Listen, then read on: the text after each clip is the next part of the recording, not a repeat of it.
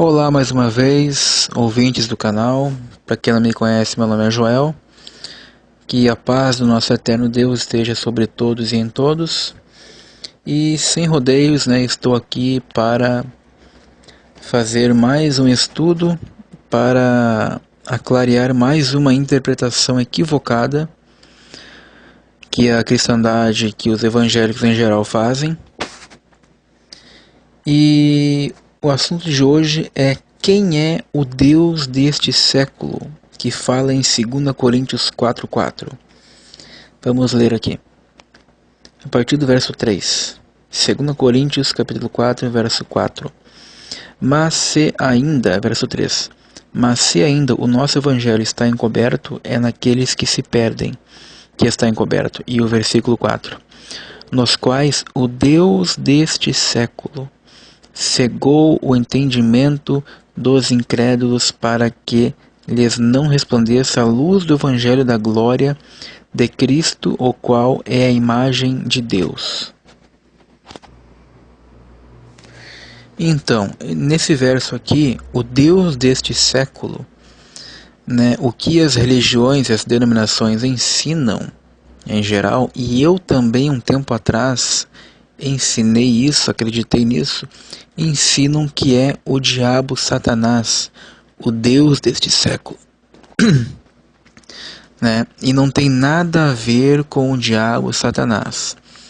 O Deus deste século, ali do tempo de Paulo, nesse texto, não se refere a Satanás. Tanto que ele nem está no texto. Não tem nem sombra dele. E eu confesso que eu já ensinei muito isso, que é o diabo que está cegando o entendimento dos incrédulos.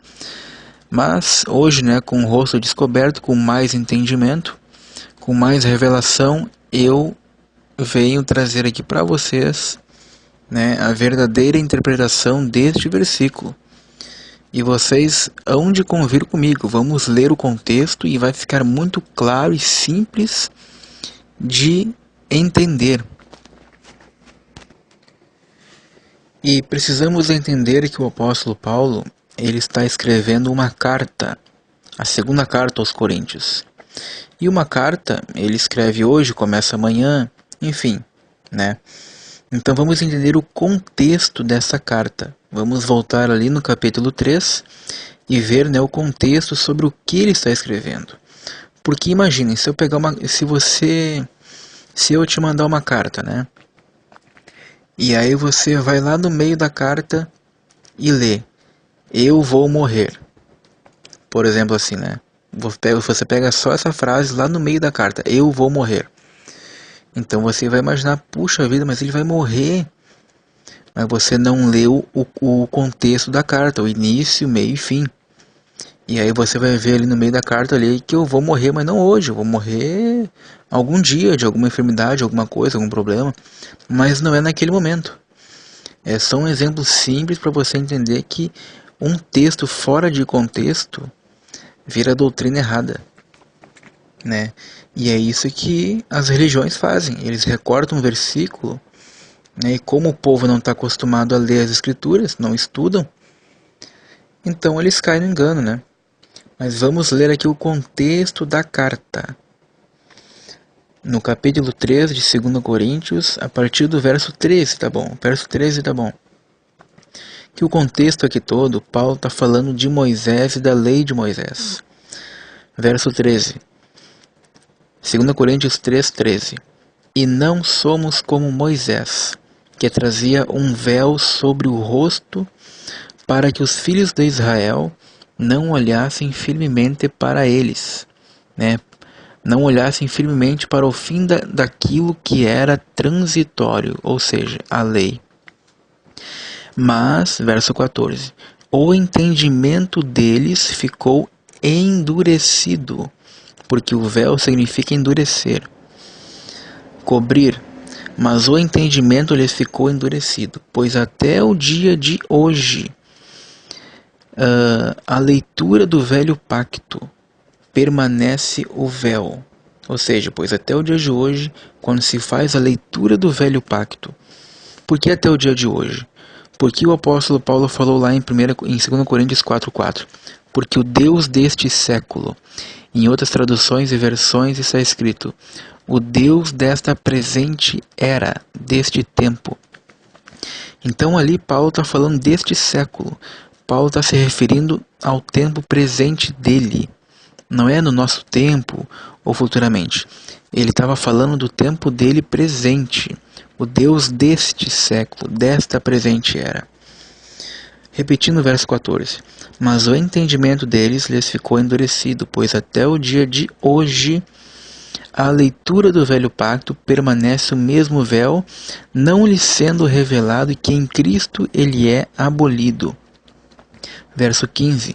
Sim, até o dia de hoje, sempre que Moisés é lido, um véu está posto sobre o coração deles. Contudo, convertendo-se um deles ao Senhor, lhe é tirado o véu. Ora, onde o Senhor é Espírito, e onde o Espírito está, aí há liberdade. Ou seja, aonde está o Espírito do Senhor, há liberdade do engano, do erro, né? Voltando lá agora em 2 Coríntios 4. Vamos ver ali, ó. Mas o Deus deste século. Vamos ler a partir do verso 1, ó. Pelo que, tendo este ministério, continua na carta lá de 2 Coríntios 3, né? Este mistério, assim como já alcançamos misericórdia, não desfalecemos. Pelo contrário, rejeitamos as coisas ocultas que são vergonhosas, não andando com astúcias, nem adulterando a palavra de Deus. Mas pela manifestação da verdade, nós nos recomendamos à consciência de todos os homens diante de Deus. Verso 3. Mas se ainda o nosso evangelho está encoberto, é naqueles que se perdem que está encoberto. Por que ele fala que está encoberto? Porque toda vez que os judeus faziam a leitura do velho pacto de Moisés, estava encoberto, eles não conseguiam ver a glória do Cristo. Verso 4, ó, nos quais quem? Nos judeus que estavam com o coração endurecido, nos quais o Deus deste século, o Deus deste século de Paulo, no presente momento, era Moisés e a lei de Moisés. Porque o diabo nunca foi chamado de Deus. Quem é chamado de Deus na Bíblia, quem lê a Bíblia no Antigo Testamento, vai saber que os homens foram chamados de deuses. Moisés foi chamado de Deus. Os homens foram chamados de deuses. O que significa Deus com Deus menor? Com D menor? Significa governante, né? Nos quais o Deus deste século cegou o entendimento dos incrédulos. Quem eram os incrédulos ali no tempo de Paulo? Os judeus com o coração endurecido. É esse o contexto que ele está falando. Para que não lhes resplandeça a luz do Evangelho da glória do Cristo, o qual é a imagem de Deus. O verso 5, ó. Pois não nos pregamos a nós mesmos. Por que ele fala isso? Porque os judeus, eles pregavam Moisés, pregavam eles mesmos, pregavam homens, né? Mas ele fala, ó, mas a Cristo Jesus como nosso Senhor, e a nós mesmos como vossos servos por amor de Jesus.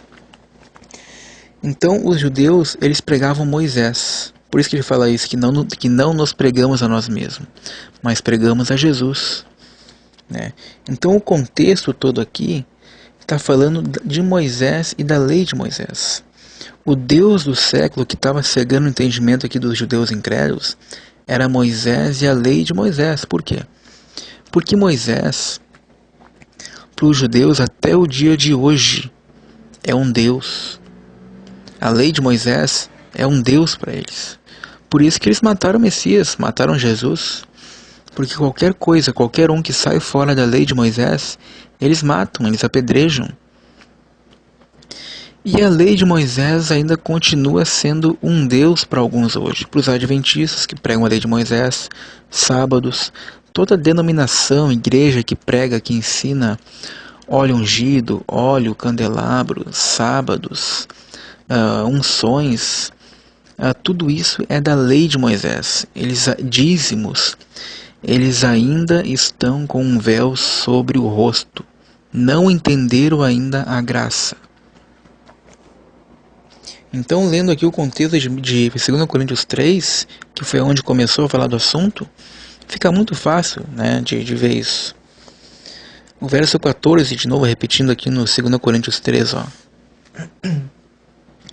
Mas o entendimento deles lhes ficou endurecido, que é o que o apóstolo fala lá em 2 Coríntios 4:4, que o Deus deste século cegou, endureceu o entendimento, pois até o dia de hoje a leitura do velho pacto permanece o mesmo véu, não lhe sendo revelado que em Cristo é abolido.